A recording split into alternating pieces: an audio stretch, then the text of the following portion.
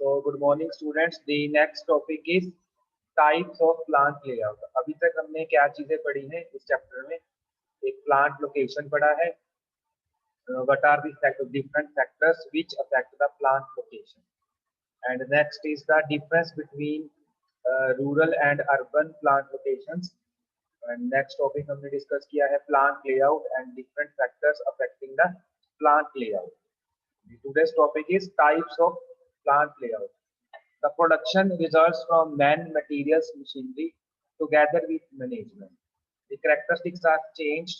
To manufacture a product, layout begins with which elements or elements mentioned above. तो किसी भी product को बनाने के लिए हमारे पास किस चीज की जरूरत पड़ती है? Man means workers, employees. Material में सभी चीजें आ जाती हैं. रॉ मटेरियल कौन सा यूज कर रहे हैं, ठीक है. मशीनरी में किस मशीन के ऊपर हमारा प्रोडक्ट मैन्युफैक्चर होगा, कौन से टूल यूज कर रहे हैं, ठीक है. क्वालिटी टूल्स कौन कौन से यूज कर रहे हैं. तो सभी चीजों को मिला के हमारे पास क्या बनेगा? लेआउट बनेगा.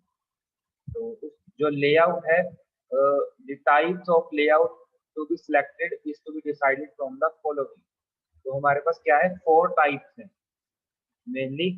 जो टाइप्स होती हैं प्लांट लेआउट की, there are 4 types. First is product और line layout. Second is process और functional layout. Third is fixed position layout. And fourth one is combination type of layout. Combination में क्या होगा? बहुत सारी चीजों का कॉम्बिनेशन हो सकता है. बहुत सारी चीजों का मतलब प्रोडक्ट और प्रोसेस का आपस में कॉम्बिनेशन, प्रोडक्ट और फिक्स्ड का आपस में कॉम्बिनेशन. कॉम्बिनेशन में क्या है कि सब टाइप की जो लेआउट्स है उसका कॉम्बिनेशन हमें मिल सकता है, ठीक है. तो वन बाय वन इस चीज को डिस्कस करते हैं.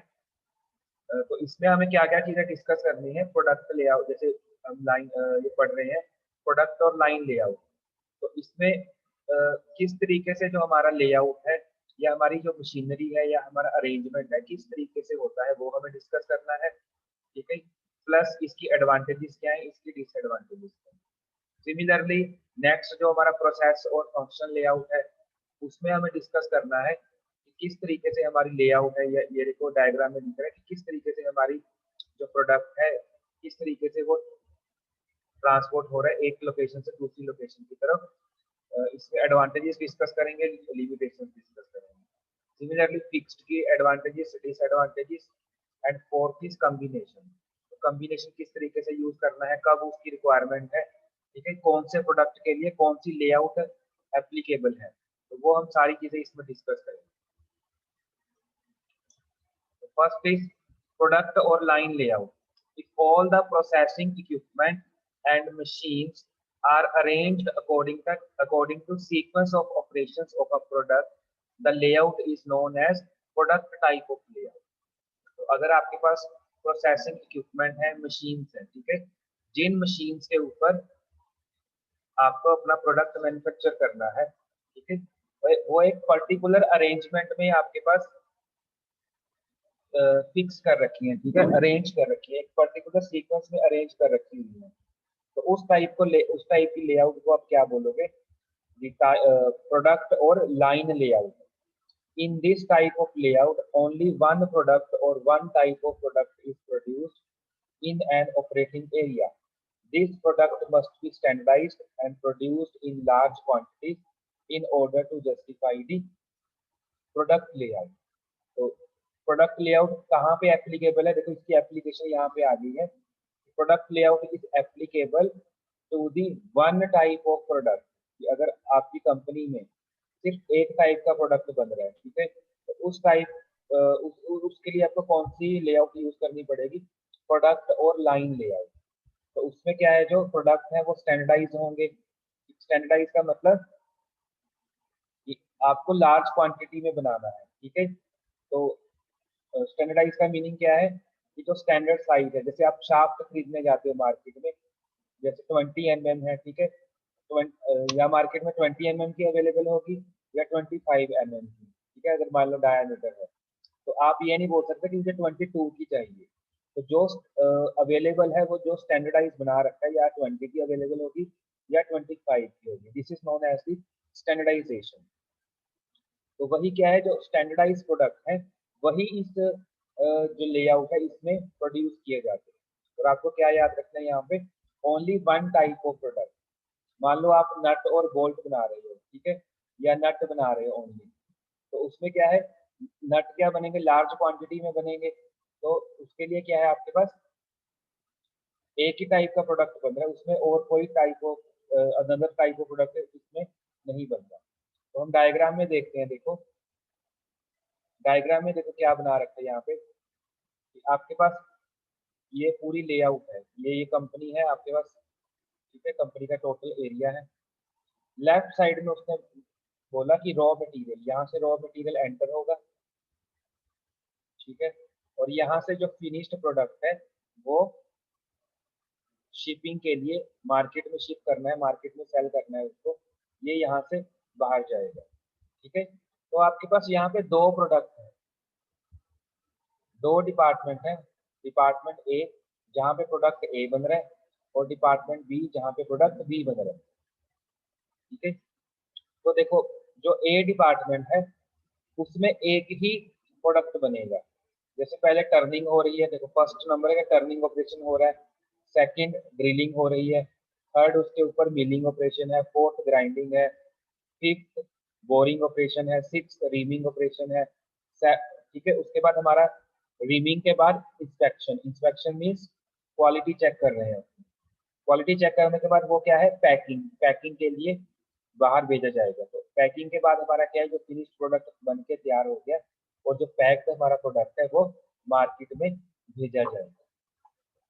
सिमिलरली यहाँ पे अगर डिपार्टमेंट बी की बात करें, प्रोडक्ट बी बन रहा है, वहां पे क्या देखो, फर्स्ट मान लो कास्ट प्रोडक्ट आया, उसके बाद ग्राइंडिंग हो रही है, फिर टर्निंग, ड्रिलिंग, मिलिंग, पेंटिंग हुई, उसके ऊपर पेंटिंग, पेंटिंग के बाद इंस्पेक्शन हुई, ठीक है, क्वालिटी चेक की उसकी, नेक्स्ट पैकिंग के बाद वो बाहर भेज दिया गया।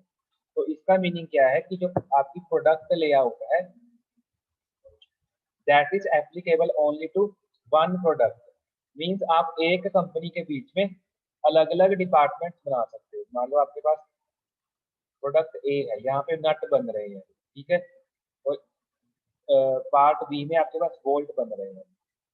तो ये नहीं कि अ, एक ही लेआउट के ऊपर इसी के बीच में नट नट भी बन रहे हैं और बोल्ट भी बन रहे हैं। जहाँ पे नट मैन्युफैक्चर हो रहे हैं वो डिपार्टमेंट अलग है, ठीक है, वो डिफरेंट डिपार्टमेंट है। जहाँ पे बोल्ट बोल्ट बन रहे हैं वो डिपार्टमेंट अलग है। तो only one type of product के लिए आपके पास ये जो प्रोडक्ट लेआउट है वो एप्लीकेबल। तो ये चीज आपको याद रखनी है कि कहाँ पे इसका, यही इसमें इंपॉर्टेंट पॉइंट है।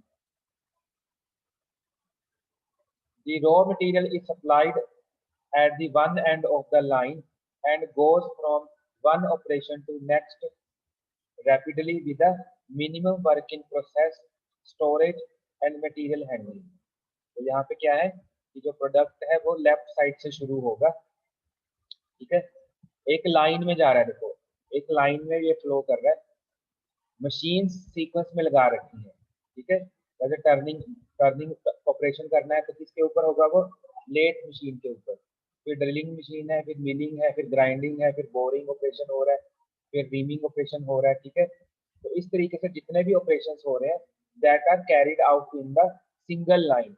So this type of layout is also known as the line line layout। इसका another name क्या है, लाइन लेआउट, ठीक है। इसको प्रोडक्ट लेआउट भी बोलते हैं और लाइन लेआउट भी बोलते हैं। लाइन लेआउट की बोलते हैं एक सिंगल ऑपरेटिंग लाइन है इसमें, जिसके ऊपर प्रोडक्ट आगे आगे मटेरियल हैंडलिंग सिस्टम के थ्रू आगे दूसरी मशीन के ऊपर ट्रांसफर हो रहा है with the help of various material handling machine.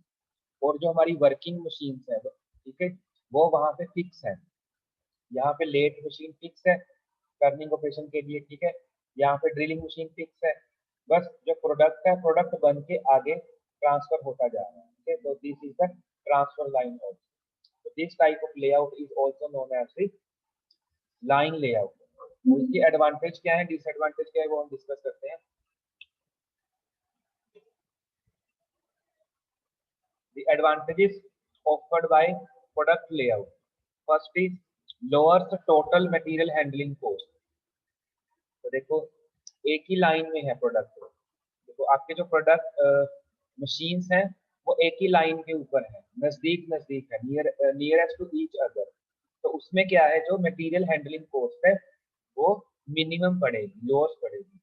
There is less work in process, less work in process, work in process means जो उसके ऊपर कुछ ऑपरेशंस हो चुके हैं, ना तो वो रॉ मटेरियल है ना ही वो अभी फिनिश्ड प्रोडक्ट बना है, ठीक है, ना तो वो रॉ मटेरियल है, रॉ मटेरियल से आगे उसके ऊपर कुछ ऑपरेशंस परफॉर्म हो चुके हैं, बट वो फाइनल प्रोडक्ट भी नहीं बना, तो मीन्स बीच में है अभी वो उसको हम बोलते हैं वर्क इन प्रोसेस। तो इसमें वर्क इन प्रोसेस क्या है, लेस है, बिकॉज एक ऑपरेशन हुआ तभी इंस्टेंटली सेकंड ऑपरेशन स्टार्ट हो गया, मटेरियल हैंडलिंग ने तभी तीसरी मशीन के ऊपर थर्ड मशीन के ऊपर भेजा, ऑपरेशन परफॉर्म हुआ, नेक्स्ट फोर्थ के ऊपर भेजा, फोर्थ ऑपरेशन परफॉर्म हुआ, तो इसमें क्या है, जो हमारा वर्क इन प्रोसेस है वो क्या है, लेस है। Next is better utilization of man and machine, तो इसमें क्या है, जो मशीनरी और वर्कर्स का बेटर यूज कर सकते हैं। Fourth point is less floor area is occupied by material in transit और फॉर टेम्परेरी स्टोरेज, तो जो फ्लोर एरिया है या जो कंपनी का एरिया है, ठीक है, कंपनी जहाँ पे आपने सेटअप कर रखी है वहाँ पे फ्लोर एरिया लेस रिक्वायर्ड है by material in transit. Transit means जो देखो आपने यहाँ पे एक एक मशीन के ऊपर परफॉर्म किया तो आपको वेट नहीं करनी पड़ रही, इसको नेक्स्ट मशीन के ऊपर लेके जाने के लिए आपको कहीं पे स्टोरेज नहीं करना पड़ रहा, एक मशीन के ऊपर परफॉर्म किया तभी साथ के साथ आपने दूसरी मशीन के ऊपर भेज दिया प्रोडक्ट को, दूसरे पे ऑपरेशन परफॉर्म हुआ साथ के साथ थर्ड के ऊपर भेज दिया, तो आपको एक ऑपरेशन के बाद आपको कहीं पे स्टोर नहीं करना पड़ रहा या वेटिंग टाइम नहीं है, ठीक है, तो this is the less floor area is occupied by material in transfer. Next is greater simplicity of production control, तो प्रोडक्शन कंट्रोल का मीनिंग है कि अगर किसी भी ऑपरेशन को हमें चेंज करना है तो इसमें क्या है, इजीली हम उसको चेंज कर सकते हैं। Fifth point is total production time is also minimised, अब देखो जो मशीन्स हैं, ऑपरेटिंग मशीन्स हैं, मशीनरी है जितनी भी, वो एक दूसरे के नियरेस्ट है, नियरेस्ट है, तो मटेरियल हैंडलिंग टाइम है जो या आइडियल टाइम है वो हमारा बहुत मिनिमम है, ठीक है, तो टोटल प्रोडक्शन टाइम मतलब उस प्रोडक्ट को बनाने के लिए जितना टाइम लग रहा है वो बहुत कम लगेगा as compare to the other layout. So there are some limitations of product layout. First is no flexibility which is generally required is obtained in this layout. अगर आपका कोई प्रोडक्ट में डिजाइन चेंज हो गया, ठीक है, अब यहाँ पे देखो क्या है डायग्राम में, सबसे आपने यहाँ पे फिक्स कर रखी है कि पहले टर्निंग ऑपरेशन होगा, फिर ड्रिलिंग होगा, फिर मिलिंग होगा, फिर ग्राइंडिंग होगा। फॉर एग्जांपल इन फ्यूचर कभी आपका कोई डिजाइन में कुछ चेंज आ गया, ठीक है, डिजाइन में कुछ चेंज आ गया तो ऑपरेशंस की सीक्वेंस चेंज हो जाएगी, तो यहाँ पे जो मशीन्स है उनकी उसकी सीक्वेंस आपको चेंज करनी पड़ेगी, सीक्वेंस चेंज करनी पड़ेगी, दैट मीन्स ये हमारा लेंथी प्रोसेस हो जाएगा, तो ये क्या है, फ्लेक्सिबिलिटी को अडॉप्ट नहीं कर पाता। तो अगर आपका फ्यूचर में अगर कोई आपका डिजाइन चेंज हो गया, डिजाइन चेंज हो गया, मान लो कोई ऑपरेशन की सीक्वेंस चेंज हो जाएगी, मान लो जो ये रीमिंग ऑपरेशन है, रीमिंग ऑपरेशन हमें सेकंड नंबर पे परफॉर्म करना है, दैट मीन्स तो जितनी ये लाइन में लगी हुई है मशीन इसकी सीक्वेंस चेंज हो जाएगी, तो ये फ्लेक्सिबिलिटी को इजीली अडॉप्ट नहीं कर पाता। Second point is manufacturing cost increases with the fall in volume of production. अगर देखो ये लेआउट कब एप्लीकेबल है, जब आपको एक ही टाइप का प्रोडक्ट लार्ज क्वांटिटी में बनाना है, ठीक है, अगर उसकी वॉल्यूम में आप थोड़ा सा भी डिक्रीज हो गया तो उसकी कॉस्ट किसके ऊपर पड़ेगी, कंपनी के ऊपर, इंडस्ट्री के ऊपर। Third point is if one और two lines are running light there is considerably machine idleness, अगर कोई देखो कोई मशीन स्लो परफॉर्म कर रही है, ठीक है, तो उसमें हम क्या बोल सकते हैं कि मशीन, दूसरी मशीन क्या है उस टाइम आइडल, आइडल होना पड़ेगा दूसरी मशीन को, तो उसकी कॉस्ट भी किसके ऊपर पड़ेगी, कंपनी के ऊपर। Fourth point is a single machine breakdown में shut down the whole production line, तो इसमें क्या है देखो, अगर मान लो आपके पास जो मिलिंग मशीन है इसमें कोई प्रॉब्लम आ गई, ठीक है, रॉ मटेरियल आपके पास आया, रॉ मटेरियल एंटर हुआ, टर्निंग ऑपरेशन परफॉर्म हुआ हो गया, ठीक है, ड्रिलिंग भी परफॉर्म हो गया। बट जब मिलिंग के ऊपर आए तो मिलिंग मशीन में कोई प्रॉब्लम आ गई, ठीक है, तो यहाँ पे आपका प्रोडक्ट क्या हो गया, डिले हो जाएगा, ठीक है, डिले पीरियड शुरू हो जाएगा। तो जब तक मिलिंग मशीन को हम ठीक नहीं कर पाएंगे इसको, ठीक है, जो भी इसमें प्रॉब्लम चल रही है उसको रेक्टिफाई करके इसको ठीक नहीं करेंगे, तब हम आगे मूव नहीं कर पाएंगे, ठीक है। तो किसी भी मशीन के, किसी एक मशीन के ऊपर कोई अगर छोटा सा भी ब्रेक डाउन हो गया तो पूरा प्रोडक्ट क्या हो जाएगा, डिले हो जाएगा, पूरा जो काम है जो प्रोडक्शन का वो स्टॉप हो जाएगा, ठीक है। तो this is the main drawback of the product layout. The next point is specialized and strict supervision is essential।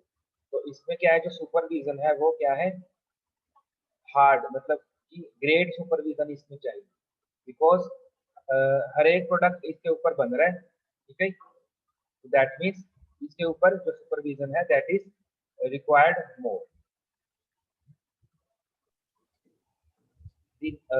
Next layout is process और फंक्शनल लेआउट। तो प्रोडक्ट लेआउट कब, देखो इसमें प्रोडक्ट लेआउट में आपको क्या याद रखना है कि प्रोडक्ट लेआउट कब एप्लीकेबल है, जब एक ही टाइप का प्रोडक्ट मैन्युफैक्चर हो रहा है और लार्ज नंबर ऑफ क्वांटिटी, ठीक है, तो तब उस प्रोडक्ट के लिए, ठीक है, उस टाइप के प्रोडक्ट को हम क्या बोलते हैं, mass production.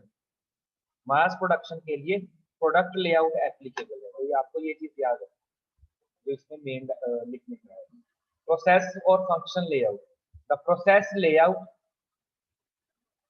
the process layout is particularly useful where low volume of production is needed, ठीक है, जब आपके पास जो प्रोडक्शन है वो लार्ज नंबर में नहीं है, कम प्रोडक्ट बनाने हैं, तब आपके पास जो लेआउट है उसको हम क्या बोलते हैं, प्रोसेस लेआउट।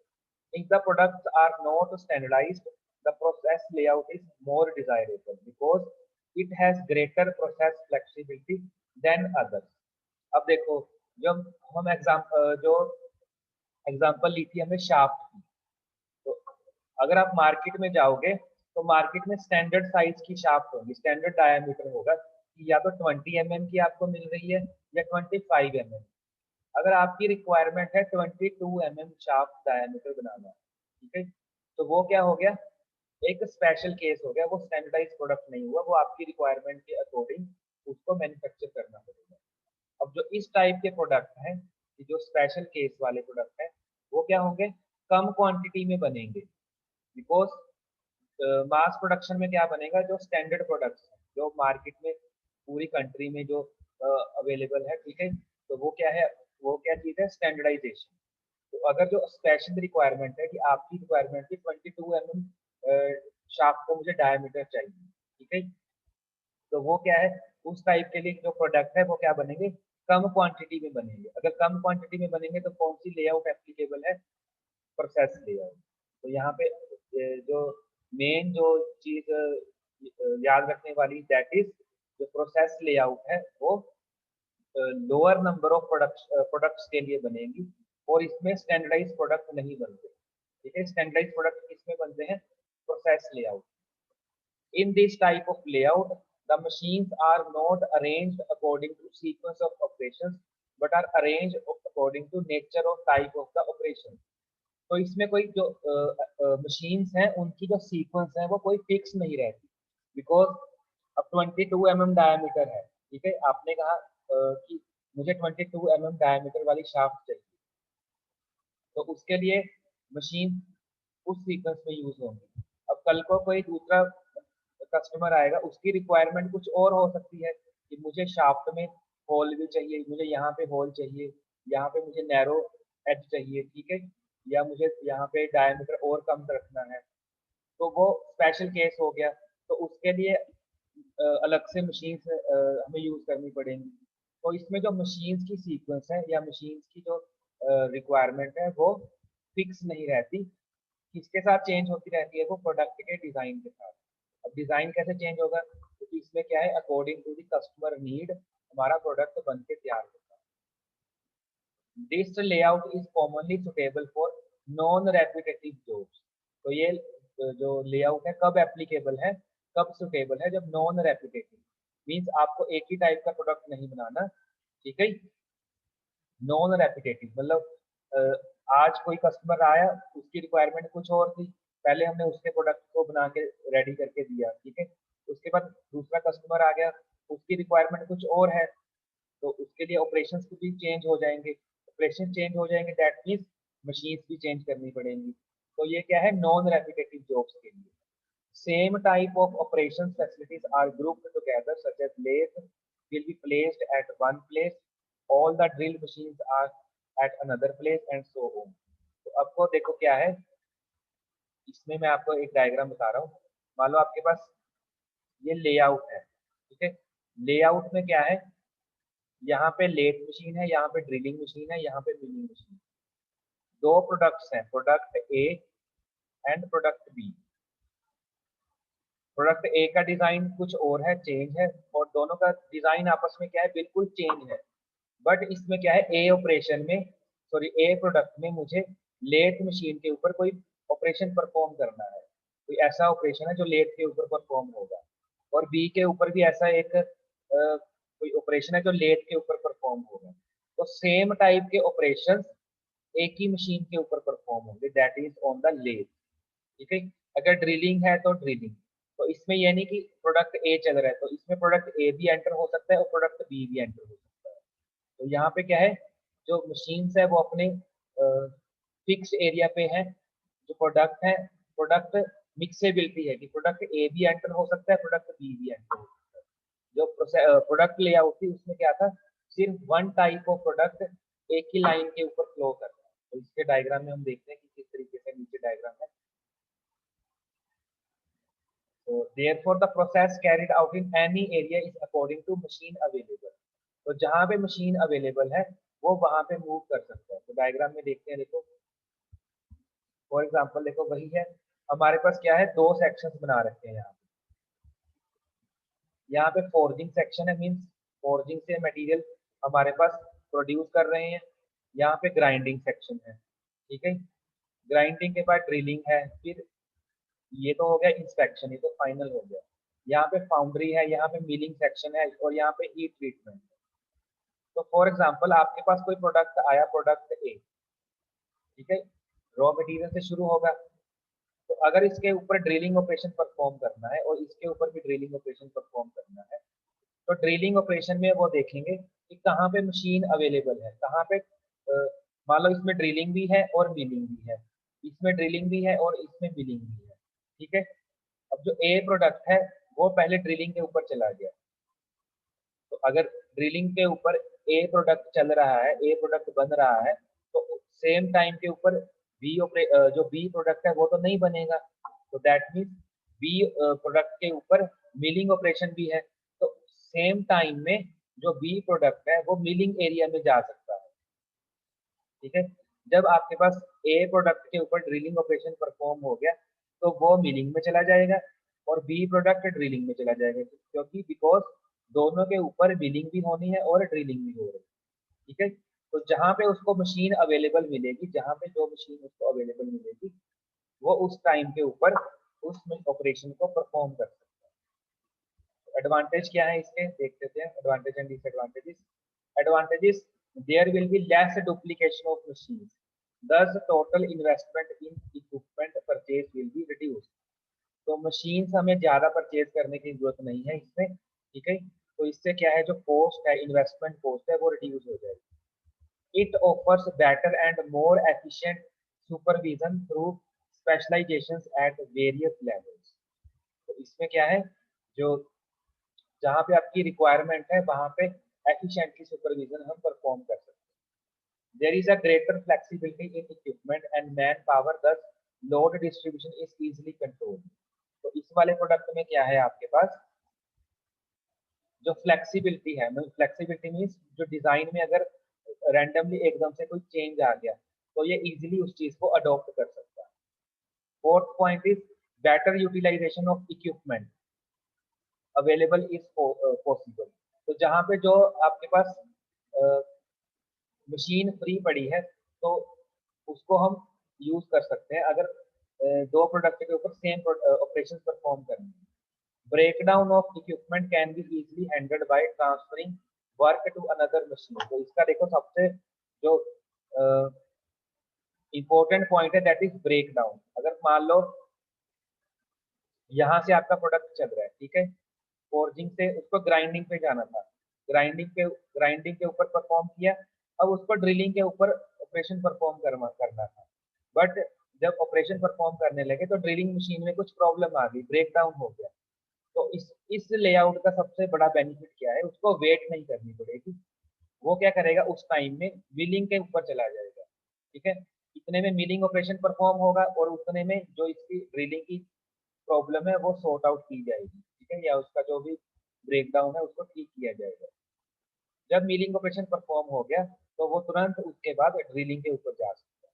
तो ये सबसे बड़ा इसका एडवांटेज है कि कोई भी मशीन आइडियल नहीं रहेगी, ठीक है। अगर कोई ब्रेकडाउन हो गया तो वो दूसरी मशीन के ऊपर भी जा सकता है। There will be better control of complicated and precision processes specially where much inspection is required. तो जो आपके पास कॉम्प्लिकेटेड प्रोडक्ट है उसके ऊपर जो क्वालिटी कंट्रोल है वो बेटर होगा these type of product. Limitations क्या है देखो, there are long material flow lines and hence expensive handling is required. अब देखो इसमें क्या है, कब किसी भी मशीन के ऊपर कोई प्रोडक्ट मूव कर सकता है, तो जो मटेरियल हैंडलिंग कॉस्ट क्या है वो हमें ज्यादा पड़ेगी। Total production cycle is more owing to long distance. अब एक ऑपरेशन के पास परफॉर्म करवाने के बाद हमें दूसरी मशीन के पास जाना है, ठीक है। अब जो नियरेस्ट मशीन है मान लो उस टाइम में वो फ्री नहीं है तो वो थर्ड मशीन के ऊपर चला जाएगा। तो उससे क्या है, उसको लॉन्ग डिस्टेंस ट्रैवल करना पड़ रहा है। अगर लॉन्ग डिस्टेंस ट्रैवल करना पड़ रहा है दैट मीन्स जो प्रोडक्शन साइकिल टाइम है वो क्या हो जाएगा, ज्यादा हो जाएगा। Since more work is in queue and waiting for further operation hence bottleneck अक्सर। तो कई बार क्या होता है देखो, कोई मशीन फ्री भी नहीं होती। मान लो आपके पास ग्राइंडिंग ग्राइंडिंग ऑपरेशन परफॉर्म हो गया, आप सोच रहे थे कि मैं इतने में ड्रिलिंग ऑपरेशन परफॉर्म करवा लूँ। ड्रिलिंग के पास गए, ड्रिलिंग में कोई और प्रोडक्ट बन रहा था, तो आपने सोचा कि चलो मैं ड्रिलिंग नहीं करवा सकता तो मिलिंग के ऊपर चला जाता हूँ। तो मिलिंग डिपार्टमेंट में गए, मिलिंग के ऊपर भी जो मशीन थी वो ऑलरेडी ऑपरेशन में कोई बिजी थी। तो उस टाइम में क्या है, आपको वेट करनी पड़ेगी। वेटिंग टाइम भी इसमें एग्जिस्ट करता है।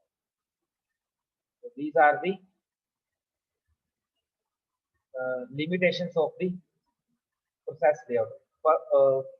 One more limitation is generally more floor area is required. तो इस टाइप के जो लेआउट है उसके लिए आपको जो फ्लोर एरिया है वो ज्यादा की जरूरत पड़ेगी। तो these are the main limitations of the process layout. अभी हमने डिस्कस किया only product and process layout. Next class में हम fixed and combination of various layout discuss करेंगे।